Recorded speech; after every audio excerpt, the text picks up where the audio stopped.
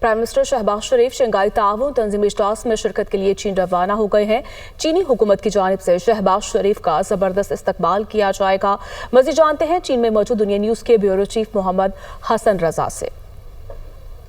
चीन में होने वाली शंघाई ताउन तंजीम का इजलास जो कि 31 अगस्त से 1 सितंबर तक जारी रहेगा, वो कल शुरू होगा और उसके लिए बाकायदा तौर पे चीन में भरपूर तरीके से इंतजामात मुकम्मल कर लिए गए हैं। वजीर आजम शहबाज शरीफ आज जो है पाकिस्तान से रवाना हो चुके हैं और शंघाई ताउन तंजीम में होने वाले इजलास में शिरकत के लिए यहाँ पर पहुंचेंगे और यहाँ पर चीनी हुकूमत की जानिब से वजीर आजम शहबाज शरीफ के इस्तकबाल के लिए भरपूर इंतजामात किए गए हैं। उनको VVIP प्रोटोकॉल दिया जाएगा और अगर देखा जाए तो ये CSO head office state council इजलास में वजीर आजम शहबाज शरीफ शिरकत करेंगे, जहाँ पर उनकी जो है चीनी सदर शी जिनपिंग और उनके साथ साथ रूसी सदर प्यूटन से भी मुलाकातें जो है वो होंगी और उसके लिए बाकायदा मुलाकातें तय हो चुकी हैं। जबकि तुर्किया के सदर जो है तैयब उर्दगान, उनसे भी मुलाकात का इम्कान है।